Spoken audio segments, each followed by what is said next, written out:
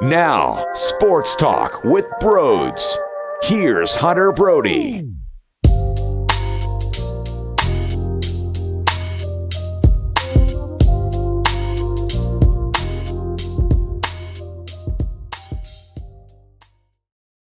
Swept, huh? Nice. 0-3 to start the year, huh? Wow. 2-1 loss. Sunday night baseball. Still a big old goose egg hanging out in that win column. You got the pitching you were looking for. They didn't allow 16 runs today. Where was the offense? Kyle Schwarber was a half a centimeter away from hitting a 2-run bomb. What are you going to do? You got to produce. Christian, rough go, man. How many damn opportunities is he going to have?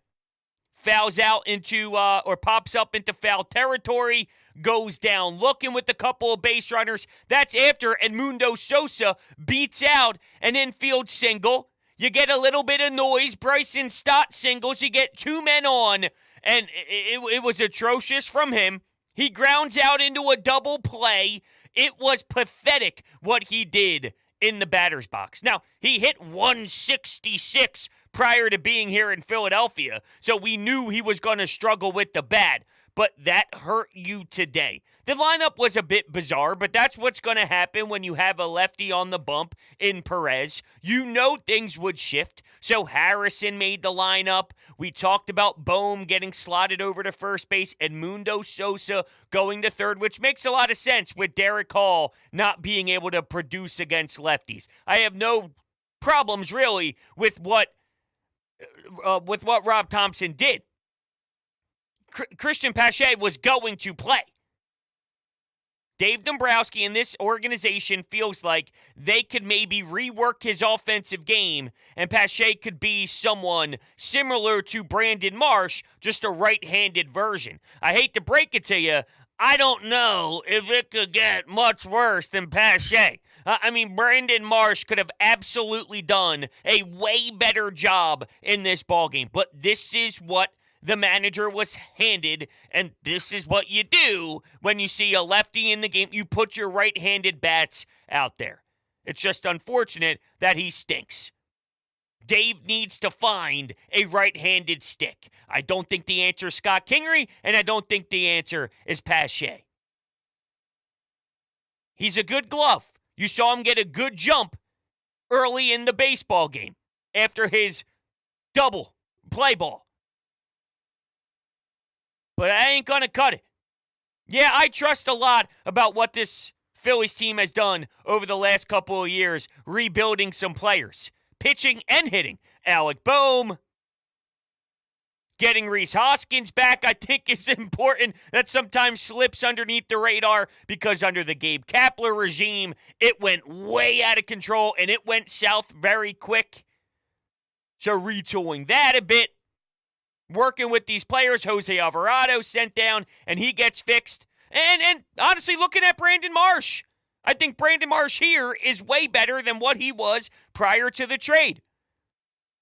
But at the same time, when you lose the first two games, and you know this kid is problematic, and you know that there was once a time where you thought that he was going to be a nice player with Atlanta, he was a prospect that they were excited for, he ends up flopping, he was going to get cut by the Oakland Athletics. He was such a disgrace that the Oakland A's, a team that is at the bottom of the entire league, a squad that has no idea what they're doing, and they are ran in a weird way, we're thinking, nah, we got no use for this guy. He wasn't even going to make the team. And when you lose the first two games, and he's the reason why you fail in game 3, one of the reasons why, it's going to upset me. Whether it's fair or unfair, whether he deserves a bigger leash so they can rework what he can do at the plate or not. You got to win a damn baseball game. How many times did they have guys on base? How many times did they have runners in scoring position? How many times did Turner get on base? Setting the tone at the top of the lineup. Sosa did his job. Stott did his job. But man, no one can back them up. And every pitcher did their job. Bailey Falter, 5 1/3, 0 walks, 2 earned runs. Come on. He put your team in a position to win. And even when things did get a little murky, miscommunication between Turner and Harrison. Guy gets on base. Stott makes an excellent play defensively at second base. But runners advance a little bit, got out of a jam. Connor Brogdon, there's a double. Starts off an inning. Don't worry about it. No run crosses the plate. Gregory Soto looked like a way different guy than what we saw with his first outing here in Philadelphia. You allowed 2 runs. Where's the offense? Where's the timely hits? You are making noise on the base paths, but coming up empty at the bottom of your lineup, looking at the number 9 hitter right in the eyeballs. It's a shame, because this was definitely an opportunity to get that W, get the first win of the year. Now you're heading into the Bronx. Not that the Bronx is an impossible place to play. Not that it's impossible to beat this team. But I would like some more swag. I would like a little bit more. Maybe things would have changed if Kyle Schwarber was able to put it over the fence there. I think I saw the stat online that 26 ballparks, that would have been a home run. That thing was scorched. But defensively, Texas made a couple of great plays. There was the play hit out to right field. I think it was Bohm. I don't know. I don't remember exactly. Maybe it wasn't Bohm. I thought it was Bohm, but it was smacked over to that right field side. A good play was made as they were running towards the wall. They made their plays defensively. When Pache fouled out the first base side over by the netting, solid play. They made more plays than you. But it stings when you realize, you look at the standings and you got swept. I was going to be disappointed with the 1 and 2. Yet here we are sitting at 0 and 3. And Bailey Falter looked the best out of your whole entire starting rotation. This is what Bailey Falter can give you. Very serviceable and keeps you in the game, keeps you involved. Can your offense deliver?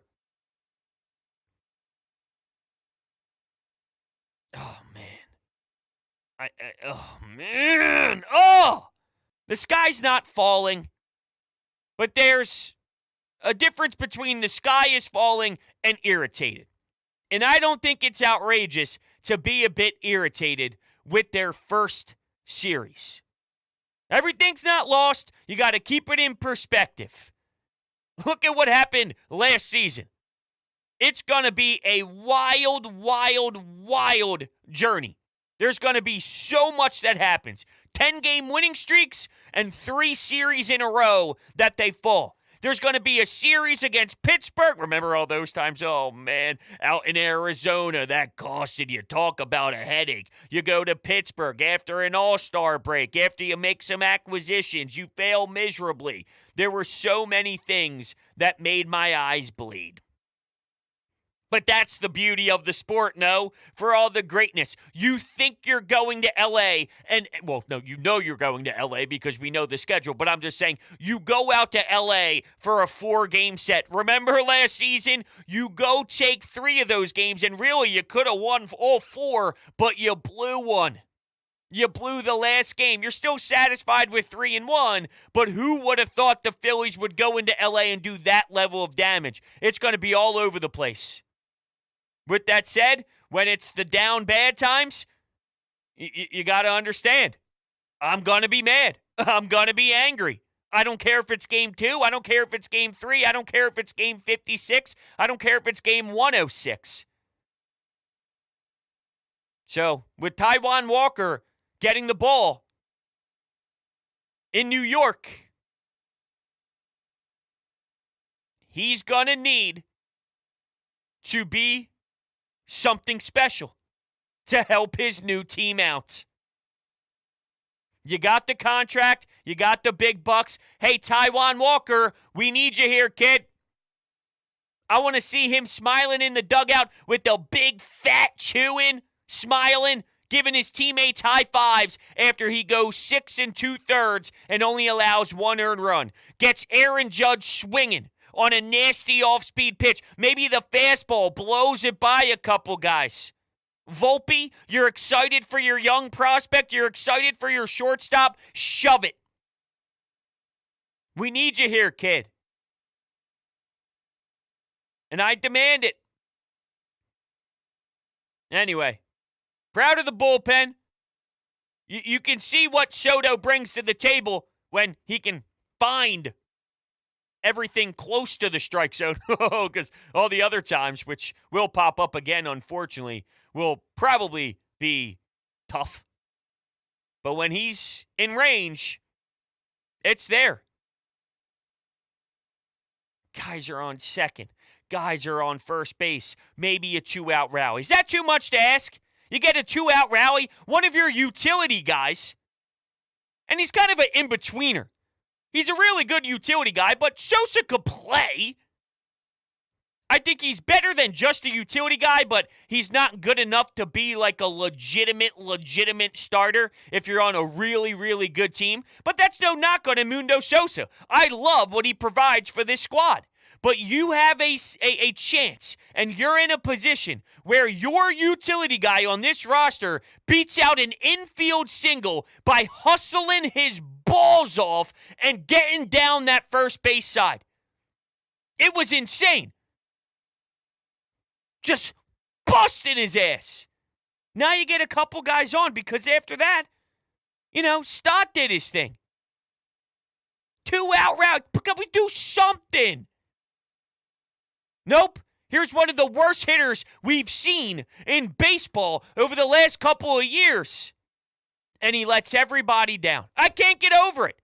We knew he was going to be bad. Did I think it would be this ugly? The first at-bat, I didn't even mention it yet. His first at-bat, he's not even prepared. He's not even prepared. He takes a strike because he's not in the box and ready for the pitch. How? You know you're in thin ice. You know your career is basically hanging on by a thread. You would think you'd be engaged. You would think you'd be hungry. You'd think you'd be ready for the moment. Instead, you're falling asleep. Is that the type of guy we have here? And someone like Guthrie, who thought he was about 5 minutes away from actually making this team, ends up getting sent to AAA because there's no options left for Pache. For a guy who can't really even play. So if I'm Dave Dombrowski, I'm sure you're intrigued, and I'm sure you believe in tweaking some things, or else you wouldn't have made the acquisition. But I'm sorry, I'm not holding on for this for a long time. He does have a good glove. I promise you he has a good glove, and maybe the idea, once he fails for a long period of time, is just slotting him into right field when you need a defensive replacement late in the game. Let's get Nick Castellanos out of here. Even though he made his diving catches in the playoffs. Even though I think a lot of the good defenders in this league wouldn't have needed to slide, wouldn't have needed to take that angle, would have gotten there cleaner. It would have been a smoother process, but I digress. He made the plays that we needed him to make in big spots and when we're talking about October and November baseball. But maybe that's what he ends up being at some point, just your defensive replacement guy. I don't know how long it'll last when lefties are starting games that he's slotted right in there. I'll take my chances with Brandon Marsh over him any single day of the week. I'll take anybody other than him. Very bad first impression. And whether you like it or not, your first impression sticks with a lot of people. The bar wasn't very high. But it starts off with you just going down 0-1 because somehow you're just mentally falling asleep. I don't care that it's new rules. You need to know where you are. If Bryce Harper falls asleep first step, it's like, okay, whatever. He has the pedigree for me to feel comfortable knowing that more times or not, that guy will be here for us. More times than not, he'll smoke something, and we're going to get hype as he's sliding head first into second base, pumping up the crowd and looking into the dugout. You don't get the benefit of the doubt. You don't get a free pass here. So you start on my shit list. You start on my come on, dude. You're a pain in my ass already list. Just for going down 0-1 and then grounding out into a double play. Hate to break it to you, I'm sorry, but you did this. This wasn't controllable. Smack one into left field. Smack a single at that point. Man, oh man. All right. By the way, speaking of Bryce Harper, when he was on the broadcast and he mentioned he wants the game back, for the players are fighting for the game, he does not like that clock. He does not like that pitch clock, and he does not like where these rules are. I hear the debates on should it be that way in the postseason, the ghost runner on second during the regular season. That changes. Hockey has overtime rules in the regular season, but it's different in the postseason. We watched the World Baseball Classic and saw how awesome those moments were. Mike Trout versus Shohei Ohtani, the World Baseball Classic on the line. Do we do something about, when the game matters a little bit more, when the moments are a little bit bigger, we shift things around? I heard Rob Manfred speak, and he said everything is kind of interchangeable at this moment. We're going to see after we look at a big window. We're going to take a lot of this data after we watch the game play this way for a longer period of time, and we can kind of start nitpicking and looking at some areas that we think we can improve on and all of that, which is fair. I think that that's a good way to go about it. But for what it's worth, right now at this point, I love the pace. I think it's fantastic. The players need to adjust. Fine, I get it. It's not easy, and it is a little bit difficult, but there's nothing you can do about it other than learn how to work through it. And I think at some point, it just becomes second nature. I don't care about the nuts and the grabbing of the nuts and the fixing of the cup and fixing the hat. And you get a baseball after one pitch hits the dirt and you got to scuff it up a little bit with your hand. Forget about it. Get on the damn mound and throw the baseball. Get in the batter's box. Stop fixing your gloves. I love the speed of the game. I don't think it needs to go away. I don't think the players need to get their game back. It's a new era. And I think it's tremendous so far, honestly. I've enjoyed a lot of it. So, sorry to tell you, Bryce. But can't wait to have you back. Seems like your recovery is going better than maybe we anticipated, or it's going smoothly. Might be a better way to put it, but anyway. We're going to hear from you all. That's what we are going to do. That is what we are going to do. It really disappoints me that these Phillies couldn't have the second best pitcher in the whole world, number one being Aaron Nola, but the second best pitcher ever to live, they couldn't have his back. Bailey Falter dogged out, and I loved watching him. And I don't know why I had this, like silent confidence about Bailey Falter doing well. And I just knew he was going to do well. But the Phillies just did not have his back. He had their back, and they didn't have his. And that's heartbreaking. I honestly think 2 out of the 3 losses we had against this team that we can't beat, by the way, we out-hit them. We just need to start executing the ball better, which we will. No panic yet. Let's pick it up. We got a hard series. Let's go win 2 in the Bronx. Let's go to the Bronx like it's our field. Let's go Phillies. There's no room for sadness. Here we go, baby. Look, I understand the positivity towards the end, trying to get us motivated to feel like we can head into New York and win some baseball games, which we definitely can. I don't know if I'm there right now. I admire it, though. I'm not going to act as if I don't appreciate it. I get where you're coming from, but I'm angry right now. I can't do that. Maybe tomorrow when I get my cup of coffee, although realistically, tomorrow I'm going to have to react to this 3-game set on the best show ever. So I'll probably, I think I just lied to you. I think I just lied to you, pretending that it would just be another day.